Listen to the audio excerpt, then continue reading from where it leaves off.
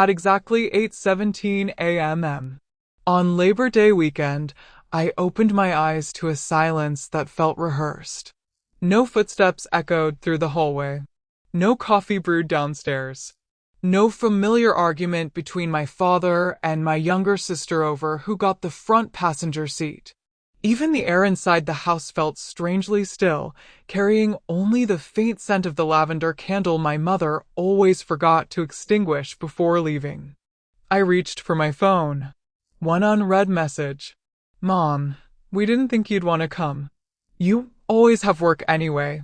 Enjoy the quiet weekend. That was it. No invitation. No apology. Just a decision that had already been made for me. I stared at the screen for several seconds before placing the phone back onto the nightstand. My pulse never quickened. My breathing stayed steady. Years earlier, I might have chased after them with questions. I might have wondered what I had done wrong. Not anymore. Experience had taught me something far more valuable than anger. People reveal themselves most honestly when they believe you no longer matter. I walked downstairs, expecting at least a note on the kitchen counter. There wasn't one. The refrigerator hummed softly while sunlight stretched across polished hardwood floors, making the empty dining room look almost staged. They had planned this carefully. Every suitcase was gone. Every car had disappeared. Only my sedan remained in the driveway, exactly where I had parked it the previous evening after another 14-hour day managing a corporate crisis for one of my firm's largest clients. My family often called me the serious one, the difficult one, the woman who cared more about contracts than vacations. What they never acknowledged was how often my work quietly solved problems they never even knew existed. I poured myself a cup of coffee and carried it toward the living room. Before I reached the sofa, my phone vibrated again. Then again. Then again. Social media notifications. I opened the first post. There they were. My father stood beside a luxury resort entrance, wearing a grin I had not seen in years. My mother leaned comfortably against him while my younger sister Alicia held both of them around the shoulders. Across the top of the photo, bold white letters read, "Best trip ever." The next picture hurt more because it tried so hard to be funny. Finally traveling without the serious one. 3 laughing emojis followed. Thousands of miles away, ocean waves crashed behind them while expensive sunglasses reflected bright blue water. The comments arrived almost immediately. Looks like the perfect family. Everyone finally smiling. You all deserve this getaway. I looked at every picture once. Then I locked my phone. No tears came. Only clarity. They thought they were celebrating freedom for me. They had absolutely no idea they were documenting evidence of something much bigger. About 20 minutes later, another notification appeared. This one came from the bank. Joint Heritage Trust Activity. I opened the statement. Withdrawal. 18,750. 00 authorized earlier that morning. For several seconds, I simply studied the numbers. That account had been established years earlier by my grandmother to preserve part of our family's inheritance until specific conditions were met. Every withdrawal created a permanent financial record. Someone had decided their vacation mattered more than honoring the purpose she intended. My father always insisted family came first. Apparently, that principle had exceptions. I closed the banking application and quietly finished my coffee. If you've ever been treated like the invisible child in your own family, subscribe, because sometimes silence is the first step toward justice. The house remained peaceful. Outside, children laughed somewhere down the street while lawn sprinklers clicked across freshly cut grass. The neighborhood looked ordinary. My life no longer was. As I cleaned my coffee mug and organized a few work files, memories drifted through my mind. Birthdays where Alicia opened twice as many presents. Family dinners where my promotions became brief announcements before conversations returned to her newest relationship. Holidays where I somehow became responsible for making everything run smoothly without ever being included in the celebration itself. Each memory settled into place like another piece of a puzzle. Not painful. Predictable. They believed I would stay home, finish another project, and quietly accept being excluded. As always. What they didn't know was that my grandmother had never confused silence with weakness. Long before she passed away, she recognized exactly how our family worked. She noticed every slight, every comparison, every excuse disguised as concern. She left me something far more valuable than money. Something I had protected without ever mentioning it. Something powerful enough that I had promised myself I would never use unless there was absolutely no other choice. Standing alone in that quiet kitchen, I realized that choice had finally arrived. At 3:42 p.m., the doorbell rang. Outside stood a courier holding a thick overnight package requiring my signature. The return address belonged to my late grandfather's attorney. Across the front, stamped in bold red letters, were 4 words that instantly changed everything. Open immediately. Chapter 2. The family's favorite some wounds never announce themselves.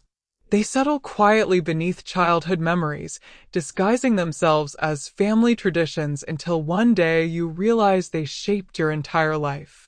As I sat alone that Labor Day afternoon, my phone resting face up beside a cooling cup of coffee, memories surfaced with remarkable clarity. Distance has a strange way of sharpening the past. When I finally stopped asking why my family treated me differently, I started seeing every moment for what it had always been. I wasn't imagining the favoritism. I had simply survived it. Growing up, my younger sister Alicia was introduced before she ever spoke.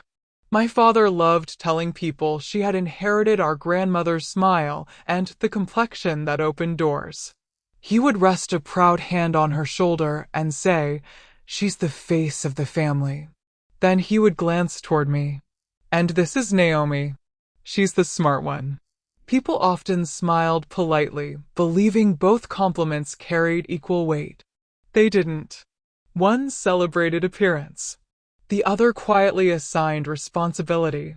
By the time I understood the difference, the pattern had already become permanent. Whenever relatives visited, Alicia was encouraged to greet everyone first. My mother carefully adjusted her hair, straightened her dress, and reminded her to smile. I was usually asked to help finish dinner, refill drinks, or organize coats by the front door. If you work hard, my mother often whispered, people will notice eventually. Eventually never came. At school, I learned to chase accomplishments because praise rarely arrived without them.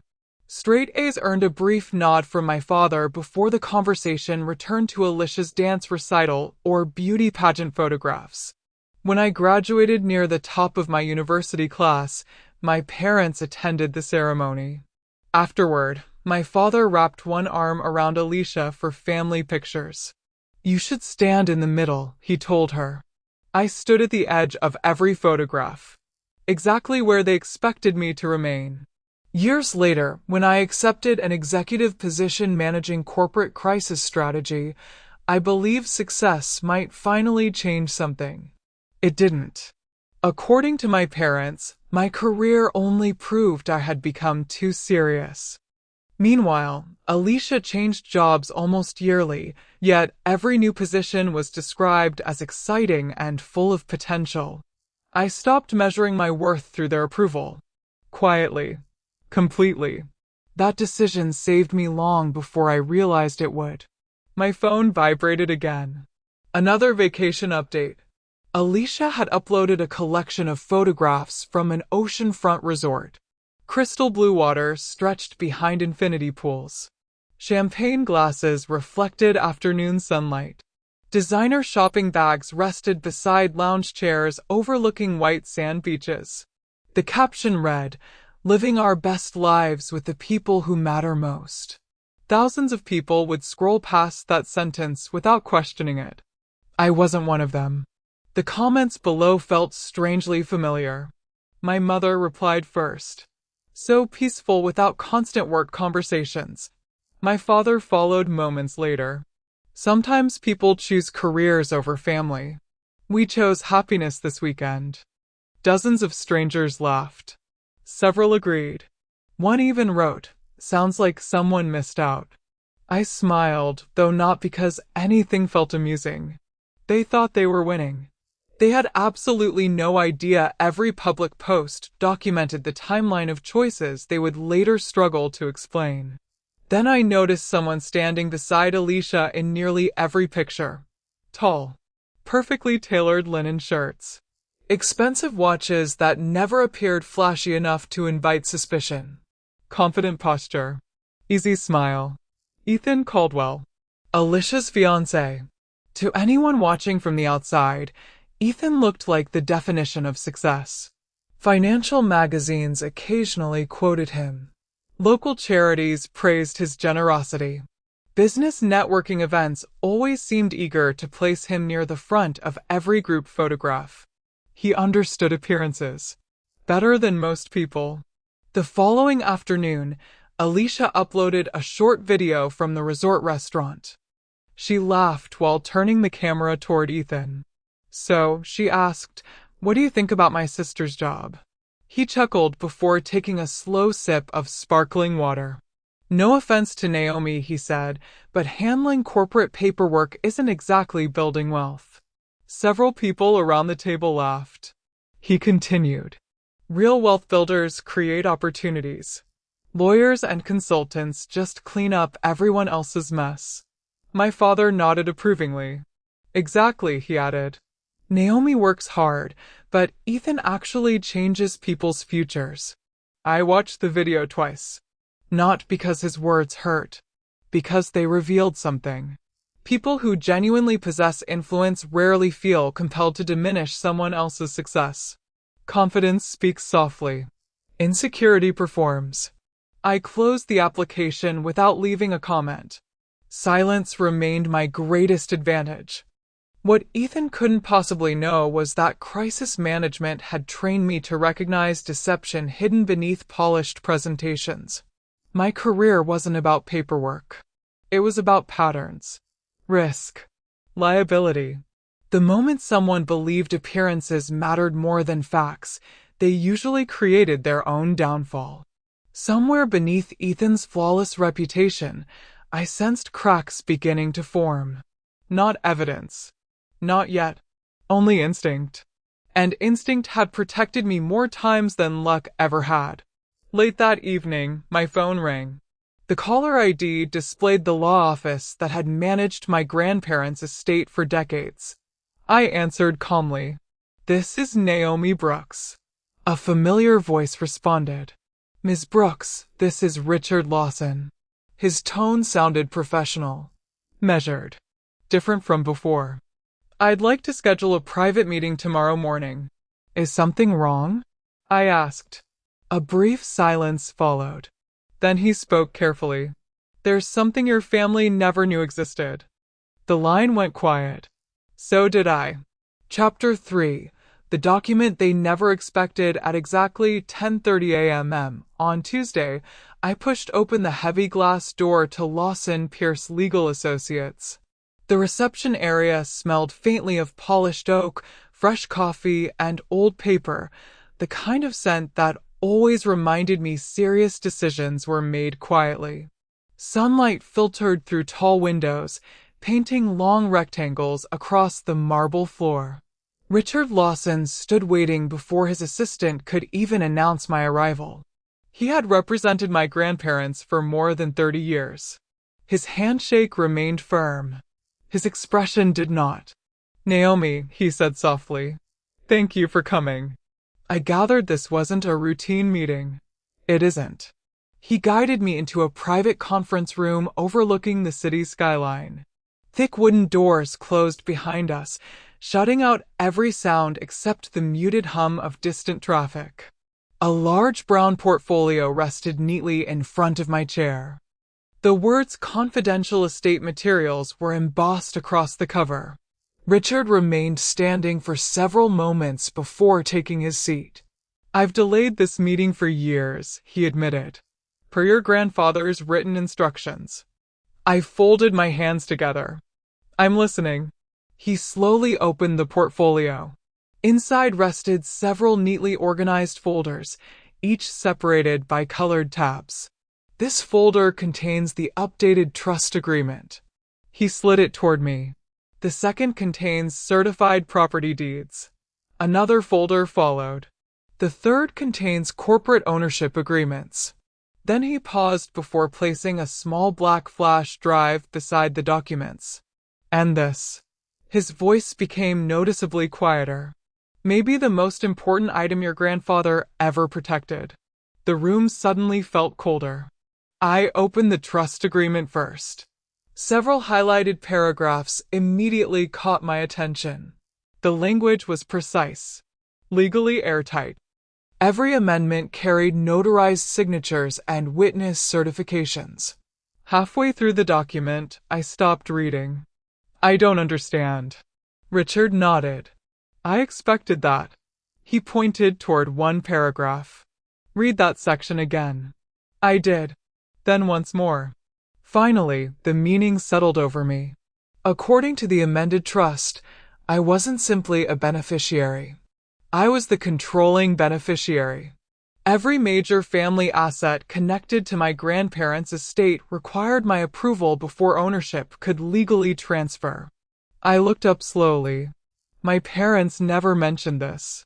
They couldn't. Why? Because they never knew. Silence filled the conference room. Outside, a helicopter crossed the skyline. Inside, my entire understanding of my family shifted. Richard carefully removed another document. "The real estate holdings currently appraise at approximately $4,800,000. Property addresses filled multiple pages. Commercial buildings, rental properties, undeveloped land. Everything had been preserved through carefully structured trusts. My grandfather hadn't simply accumulated wealth. He had protected it." I stared at the valuation reports. $4.8 million. My parents had spent years arguing over appearances while never realizing where the real family wealth actually rested. They had absolutely no idea. Richard folded his glasses. "Your grandfather updated these documents after observing family behavior over several years. He noticed it too. He noticed everything." Those words settled deeper than I expected. For years I wondered whether anyone had seen what happened inside our family. Apparently someone had. Someone had simply remained patient. Richard slid another folder toward me. "This concerns corporate ownership." Inside were partnership agreements involving several successful family investments. Again, my name appeared where I least expected it. My grandfather had quietly transferred controlling interests into protected legal entities years before his death. Every transfer complied with state law. Every signature had been witnessed. Every safeguard had been documented. He hadn't trusted emotion. He trusted paperwork. As someone who built a career managing corporate crises, I respected that more than any speech could have expressed. Then Richard picked up the black flash drive. His expression changed. "This wasn't originally part of the estate." "It wasn't?" "No." He placed it carefully between us. "Your grandfather gathered this information independently." I frowned. "What information?" "Ethan Caldwell." The room became perfectly still. Richard opened a thin evidence file. Inside were copies of financial statements, investment marketing materials, compliance reports, and handwritten notes. "Several years ago," he explained, "your grandfather became suspicious after speaking with former clients of Ethan's investment company." I studied the documents carefully. Some transactions appeared ordinary. Others didn't. Funds moved between unrelated accounts. Disclosure dates failed to match reporting deadlines. Several signatures looked inconsistent. Nothing proved criminal conduct by itself. Together, they formed a pattern. Richard continued. Your grandfather hired independent forensic accountants to review publicly available records. He investigated Ethan. He verified concerns. What did they find? He inhaled slowly. They believed client performance reports had been manipulated. Another page revealed discrepancies between reported investment returns and underlying account activity. Additional notes referenced possible forged disclosures presented to investors. One sentence remained underlined. Appearances exceed verifiable assets. I had seen similar language before. Companies rarely collapsed because of one mistake. They collapsed because someone believed no one would ever connect the dots. Ethan apparently built his reputation the same way. My heartbeat remained steady. Inside my mind, however, patterns began connecting faster than words. He projected confidence. He cultivated influence. He surrounded himself with admiration. Classic distraction. Richard watched me quietly. I suspected you'd understand these records better than most people. My job is recognizing risk before everyone else notices it. Exactly. He leaned back. Everything Ethan publicly claims appears impressive, but documentation often tells a different story. They thought they were winning. What they didn't know is that paperwork rarely lies forever. The meeting stretched nearly another hour. We reviewed timelines, ownership structures, reporting obligations, estate protections. Every answer generated another question. Yet one truth became unmistakably clear. My grandfather hadn't acted out of anger. He had acted out of foresight. When our meeting finally ended, Richard gathered the files into a secure case. This stays with you now. I understand. No copies leave your possession. They won't. I carried the case back to my apartment with both hands, feeling its weight far beyond the paper inside. Late that evening, rain tapped softly against my windows. The city lights blurred behind streams of water. For the first time in years, I allowed myself to stop pretending I wasn't hurt. I sat alone on the living room floor. Every childhood memory returned. Every comparison. Every dismissal. Every moment I convinced myself working harder would finally earn unconditional love. The tears arrived quietly. No sobbing. No shouting. Only silent grief for the daughter I used to be. I cried for the little girl who believed excellence could replace acceptance. Eventually the tears stopped. I wiped my face, closed every folder, locked every document inside my home safe. Then I stood. The woman who sat on that floor disappeared with those final tears. In her place stood someone calmer, colder, more deliberate. I would not seek revenge through emotion. I would pursue accountability through facts. Strategy would replace heartbreak. Patience would replace pain. No one would ever see me broken again. The next morning, as I prepared to leave, my phone rang. It was Richard. I almost forgot, he said. There is one more item. An hour later, back in his office, he quietly reached into his desk drawer and placed a sealed envelope in front of me. He didn't smile. Instead, he looked directly into my eyes. This, he said, tapping the envelope once, is the document that can destroy him. Chapter 4. They thought they had won. I never confronted Ethan. Not because I was afraid.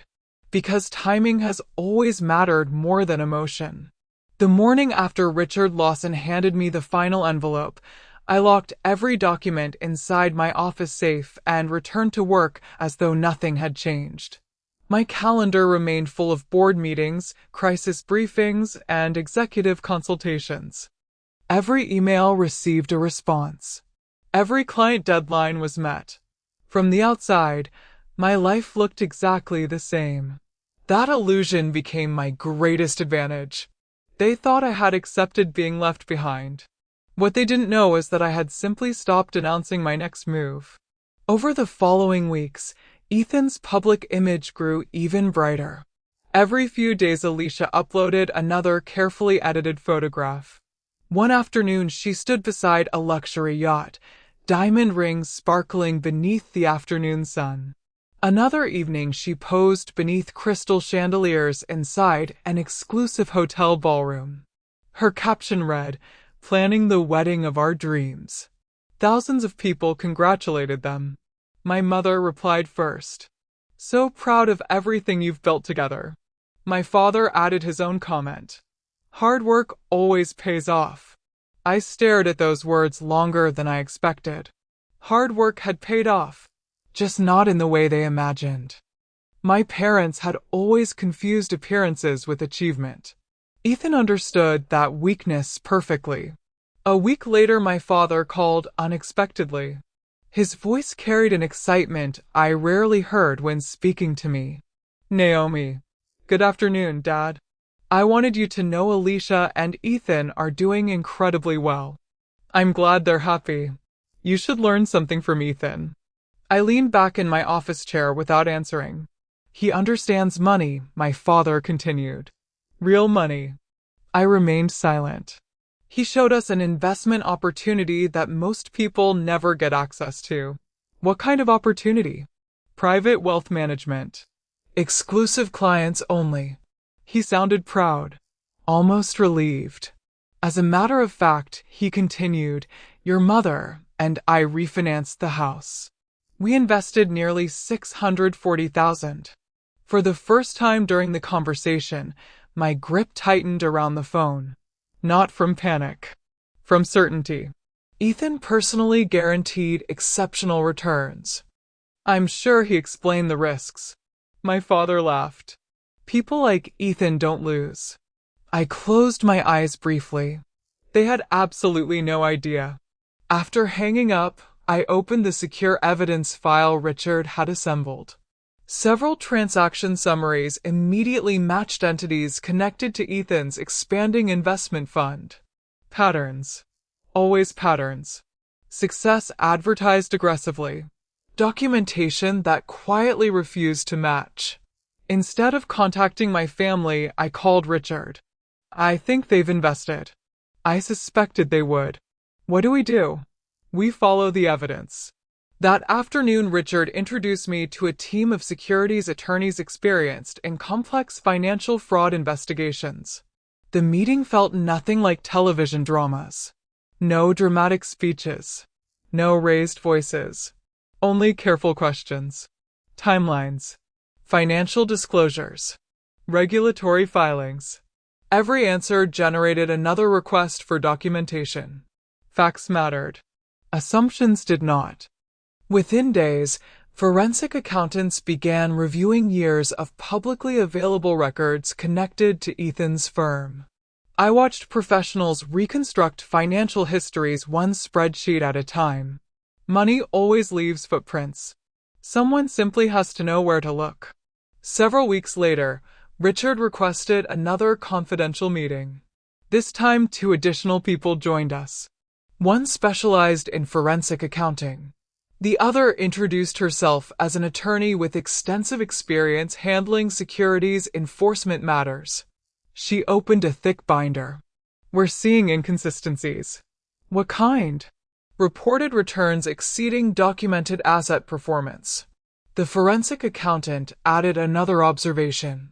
"Client funds appear to move through multiple affiliated entities before returning as reported gains." He paused. "At least on paper." Nothing was definitive yet. But every review uncovered another question. Every question uncovered another discrepancy. Meanwhile, Ethan became even more confident. Luxury dinners. Business awards. Magazine interviews. Every public appearance strengthened his reputation. Every private document weakened it. The contrast became impossible to ignore. Then something changed. The investigation expanded beyond numbers. One afternoon, the securities attorney asked whether I would be willing to meet several former investors. I agreed immediately. The first couple arrived holding hands. They looked exhausted. The husband carefully removed a folder from his worn leather briefcase. My wife taught elementary school for 34 years, he said quietly. We trusted him. His wife smiled politely despite trembling hands. That money was supposed to carry us through retirement. Another family described selling property after promised returns never appeared. Then came stories that stayed with me long after the meetings ended. An elderly black minister. A retired nurse. A widowed grandmother raising 2 grandchildren. Every one of them believed Ethan because he looked successful. Because respected people endorsed him. Because confidence often disguises deception. I listened more than I spoke. Their voices carried disappointment rather than anger. That affected me most. Walking back to my car that evening, cool autumn air settled across the parking garage. For several minutes, I remained seated behind the steering wheel without starting the engine. This had stopped being about Labor Day. It had stopped being about social media posts. It had stopped being about my parents choosing Alicia over me. Those wounds were real. But these victims deserved something greater than personal revenge. They deserved accountability. Justice became larger than my own story. That realization changed everything. From that day forward, every decision became strategic rather than emotional. I documented conversations, organized timelines, cross-referenced financial records, maintained complete confidentiality. My corporate experience managing crises suddenly became my greatest weapon. People often believe investigations begin with dramatic confrontations. Most begin with patience and paper. Weeks later, Ethan finally noticed unusual activity. Someone had apparently informed him that professionals were requesting records connected to his investment company. My phone rang just after 6:40 p.m. His name appeared on the screen. I answered. This is Naomi. His voice sounded almost amused. I've been hearing interesting rumors. I imagine you hear many. You've been asking questions. I ask questions for a living. He laughed softly.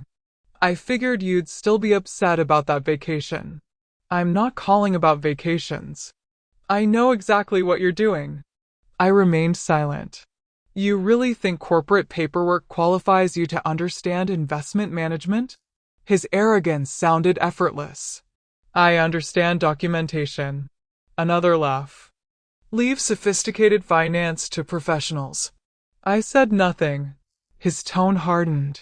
If you interfere with my business, he said slowly, I'll make sure nobody hires you again. Silence filled the line. I could almost hear him waiting for fear. Instead, I smiled. A small one. The kind no one else could see. I appreciate your concern, I replied calmly. Then I ended the call. He mistook silence for surrender.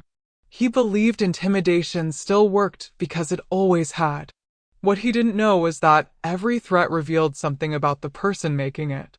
Confident people rarely need to threaten anyone. Desperate people do. Alicia spent that weekend celebrating another engagement party surrounded by expensive flowers, designer clothing, and smiling guests convinced they were witnessing the beginning of a perfect future. They celebrated their engagement. I finalized their downfall. Chapter 5. The room full of witnesses. The invitation arrived 3 weeks before the gala. Heavy ivory cardstock. Gold lettering. Embossed family crest. Everything about it announced prestige before anyone even stepped inside the ballroom. Alicia and Ethan wanted the evening remembered as the beginning of their perfect future. It became the beginning of the end instead. I arrived at the country club precisely at 6:55 p.m. The building overlooked a quiet lake reflecting the last orange light of sunset. Crystal chandeliers glowed through towering windows while valets welcomed luxury vehicles one after another.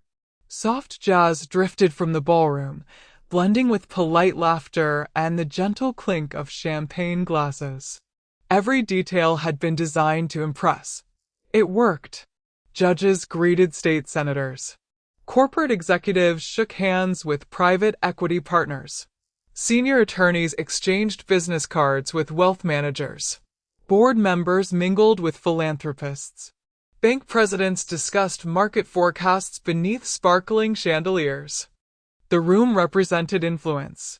That was exactly why I had chosen this moment. I stepped inside wearing a tailored black pantsuit with subtle gold accents.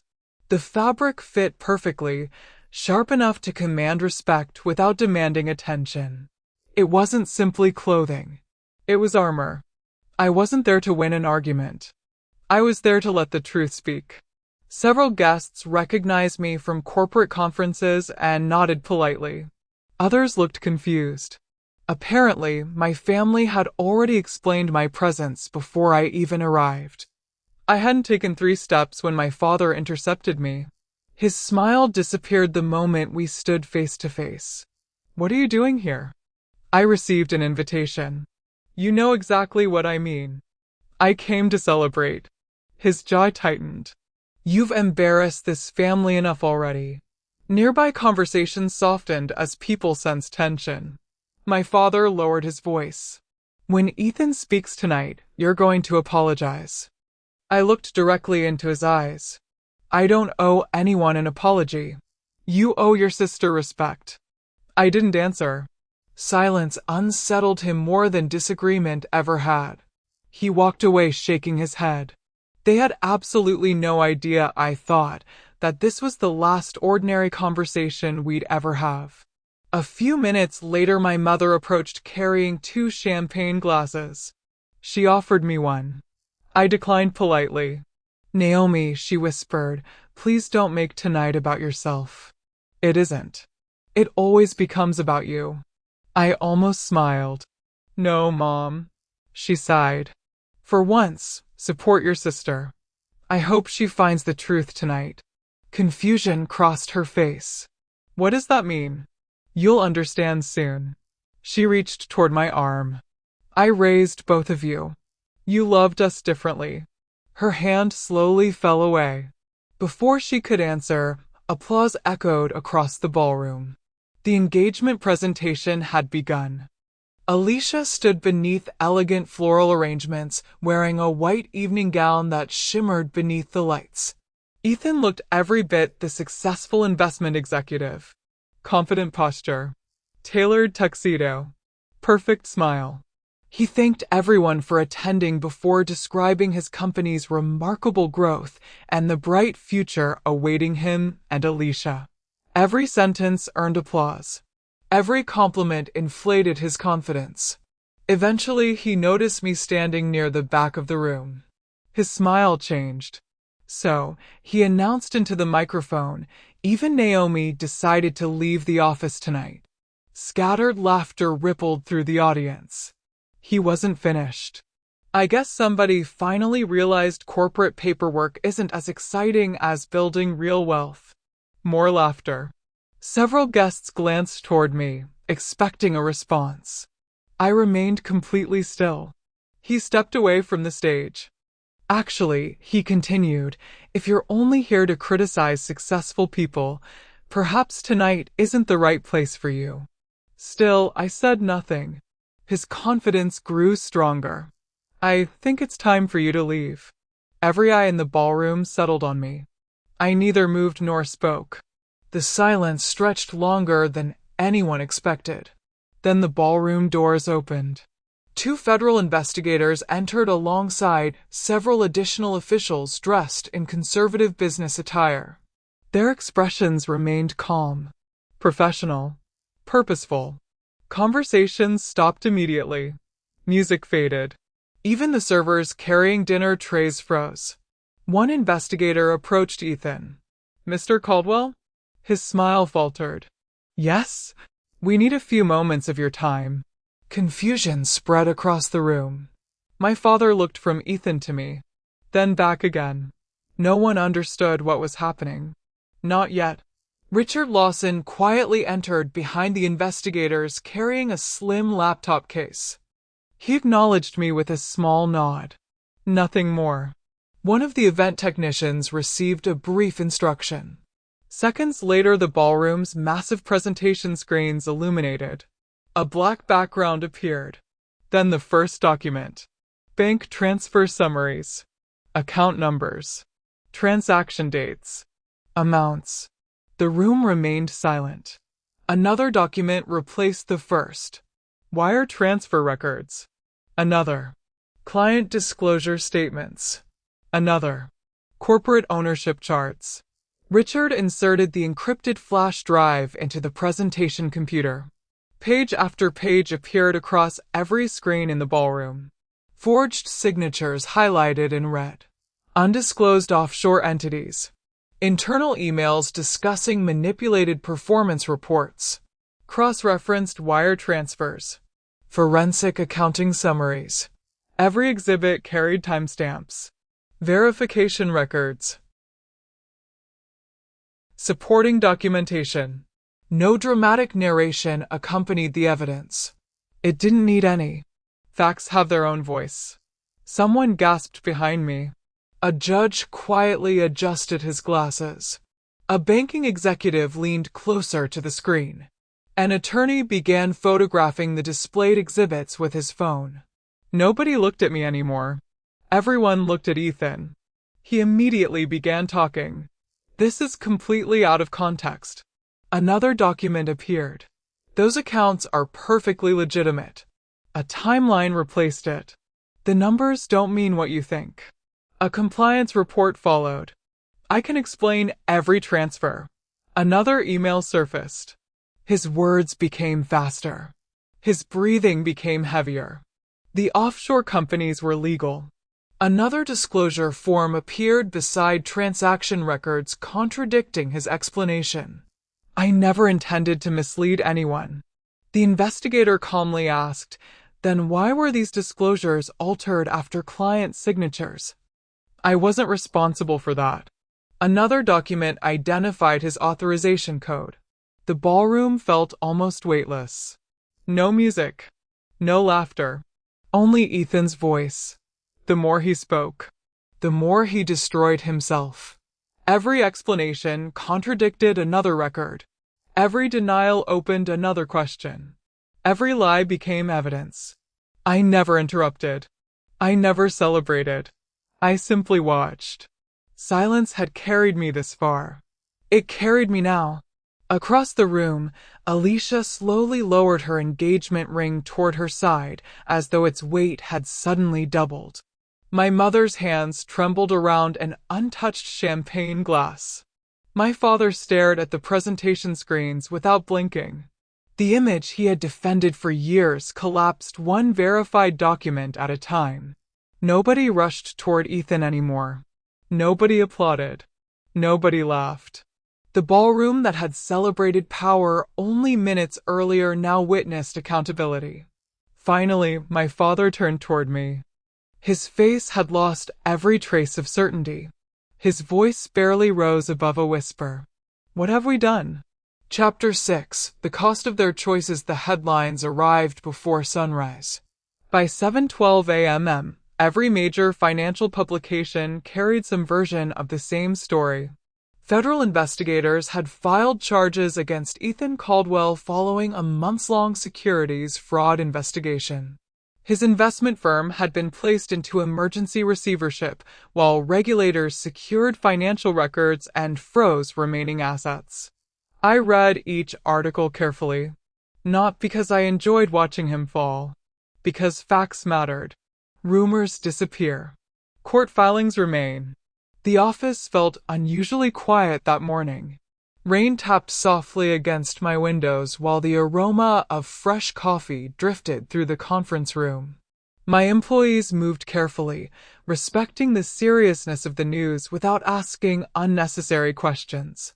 No celebration echoed through the building. Justice never sounded like applause. It sounded like silence. Over the next several days, the story grew larger. Former clients came forward. Financial analysts questioned years of reported investment performance. Banks suspended lending relationships connected to Ethan's firm. Business partners who once praised his leadership suddenly claimed they barely knew him. They thought they were protecting their reputations. What they didn't know was that investigators had already documented years of correspondence. Distance would not erase signatures. By the end of the week, Ethan's company officially ceased operations. Employees packed their offices into cardboard boxes. The company website disappeared. Conference invitations vanished. Magazine interviews were quietly removed from promotional pages. Everything he had built on deception collapsed faster than anyone believed possible. The image had always been stronger than the foundation. Without the image, nothing remained. Then reality reached my parents. My father called shortly after 5:30 p.m. His voice sounded older, smaller. Naomi. Hello, Dad. We lost the investment. I closed my laptop without speaking. The bank confirmed almost everything is gone. Nearly $640,000 had disappeared into accounts now controlled by court-appointed administrators. Recovery would depend upon years of litigation and whatever assets investigators eventually located. I trusted him, my father whispered.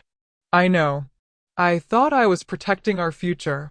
His words carried regret instead of pride.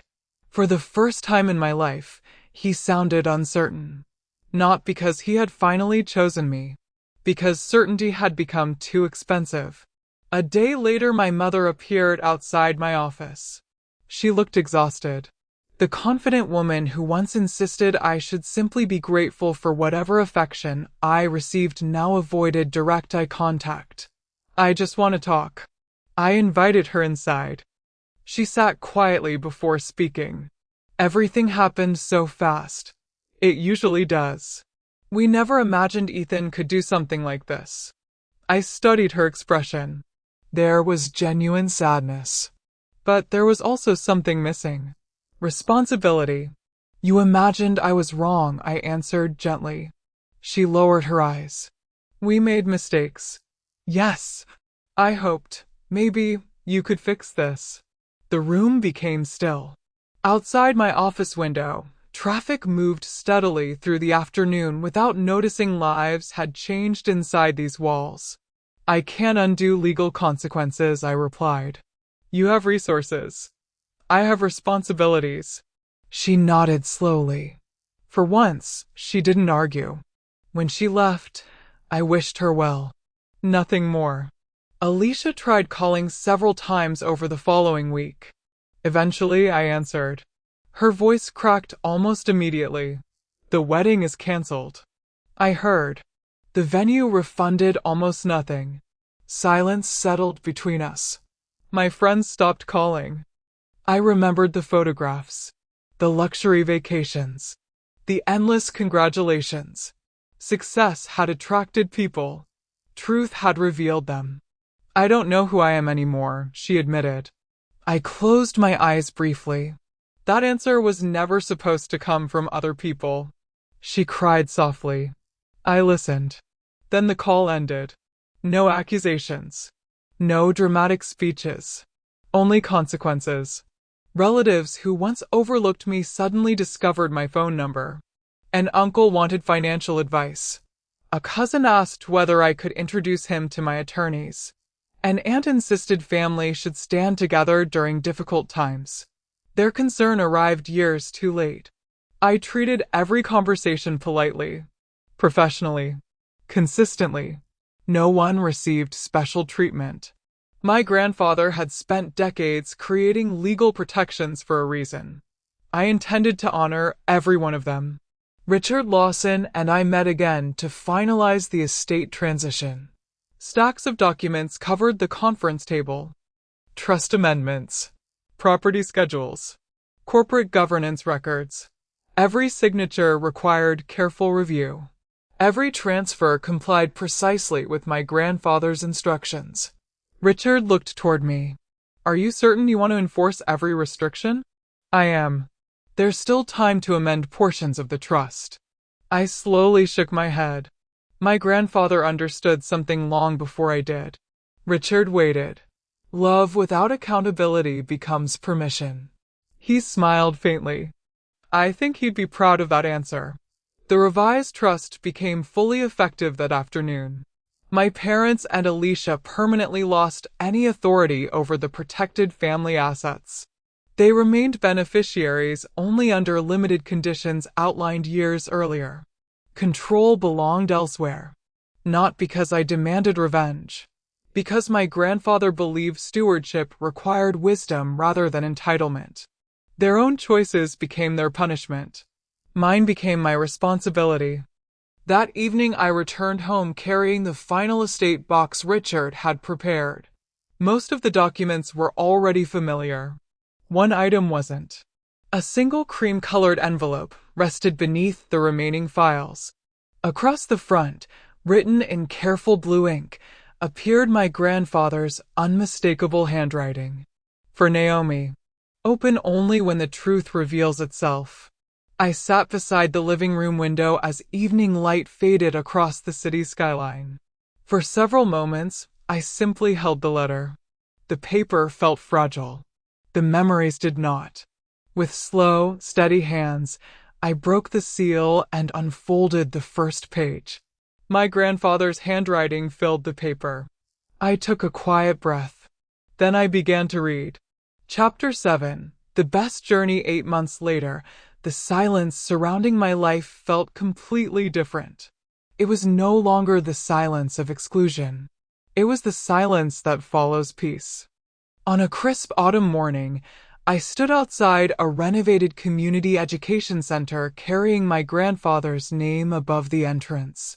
Warm sunlight reflected across newly installed windows while children laughed in the courtyard behind me. Volunteers arranged chairs inside the auditorium, and local business leaders greeted families arriving for the opening ceremony. For the first time in years, I looked at my family's legacy without feeling the weight of disappointment. I felt purpose. After weeks of meetings with attorneys, financial advisors, nonprofit directors, and community organizers, I transformed much of my grandfather's protected estate into something he would have admired. The Brooks Legacy Scholarship Fund provided college assistance for talented Black students pursuing careers in finance, law, accounting, and business ethics. Another portion of the estate established free financial literacy programs for underserved Black families who had been targeted by predatory investment schemes. Every workshop focused on practical knowledge, understanding contracts, recognizing fraud, building generational wealth, protecting retirement savings, learning the questions dishonest advisors hoped no one would ask. The work felt personal, not because I wanted to erase my past, because I wanted someone else's future to be stronger than mine had been. Many of the families attending the first seminar reminded me of the people I had met during Ethan's investigation. Retired teachers, nurses, veterans, ministers, and grandparents sat together taking careful notes, determined never to lose another dollar to empty promises disguised as opportunity. One elderly woman approached me afterward. My husband believed someone just like Ethan. She held my hand gently. We lost almost everything. Her eyes filled with tears before she smiled. But today I finally feel like we're learning how to protect what we still have. I squeezed her hand. That's exactly why we're here. She thanked me quietly before returning to her family. Moments like that mattered more than any courtroom victory. Justice punishes wrongdoing. Healing creates something better. As the months passed, I occasionally heard updates about the people who had once defined my world. Each story reminded me that choices always collect their payment.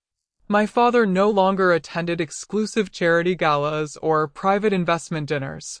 The same executives who once admired his confidence gradually stopped returning his calls. Invitations disappeared. Conversations became shorter. Reputation, I learned, travels much faster than truth. One afternoon he asked whether we could meet. We sat together on a park bench overlooking a quiet lake. Gray streaks had begun appearing throughout his hair. For several minutes, he simply watched ducks crossing the water. Finally, he spoke. I spent most of my life believing appearances meant character. I listened. I thought success looked expensive. His voice trembled slightly. I never realized integrity usually looks ordinary. Those words carried more honesty than anything he had ever said to me as a child. He couldn't change the past. Neither could I. But acknowledging the truth mattered. I hope you find peace, I said. He nodded once. I hope you already have. When we stood to leave, neither of us reached for a hug. Some relationships heal completely. Others simply become honest. That was enough. My mother chose a different path. Instead of defending every decision she had made, she quietly volunteered with several community organizations serving single mothers and elderly residents. Months later, she visited one of our financial education workshops. She stayed in the back row. She never interrupted. After everyone left, she approached me. I spent years believing control was the same thing as love. I remained silent. It wasn't. She looked around the room where families had spent the afternoon learning together. I wish I had understood that sooner. So do I. She smiled sadly. I can't ask you to forget. You don't have to. I only hope one day you'll remember something besides the worst parts. For the first time, her apology asked for nothing in return. That made it real. Alicia faced perhaps the hardest adjustment of all. Without Ethan's money, expensive vacations disappeared. Luxury shopping ended. The endless stream of social media praise slowly faded into ordinary life. At first, she struggled. Not because she lacked ability. Because she had spent years believing admiration and identity were the same thing. Eventually, she enrolled in graduate school. She accepted an entry-level position at a nonprofit housing organization. The work challenged her. It also changed her. One evening, she called simply to share good news. I helped a family qualify for their first home today. She laughed softly. I've never been this tired. You sound happy. I think I finally earned something instead of borrowing someone else's success. I smiled after hanging up. Growth often begins where comfort ends. As for Ethan, the legal process unfolded exactly as the evidence predicted. Federal prosecutors secured convictions supported by financial records, witness testimony, and forensic accounting reports. He received a substantial prison sentence, significant financial penalties, and permanent restrictions preventing him from working within the securities industry again. The magazines that once praised him quietly removed his interviews. Professional organizations revoked memberships. Business awards disappeared from public records. His greatest achievement had always been convincing people appearances mattered more than accountability. Eventually, accountability introduced itself. Months turned into a year. The Labor Day weekend that once felt like the worst moment of my life slowly transformed into something entirely different. I finally understood my family hadn't changed my future by leaving me behind. I had changed it the moment I stopped waiting for their approval. Looking back now, I realized the greatest revenge was never humiliating the people who underestimated me. It was refusing to let their rejection define my future. Sometimes the family that leaves you behind is unknowingly pushing you toward the life you were always meant to build. If you've ever been treated as less because of your skin, your success, or your independence, remember this. Your silence can become strategy. Your pain can become power. Your dignity is something no one can take without your permission. And whenever I remember that Labor Day morning, I no longer think about the empty house or the photographs that once broke my heart. I think about the woman I became because of them. They posted, "Best trip ever," but the best journey began the moment they left me behind.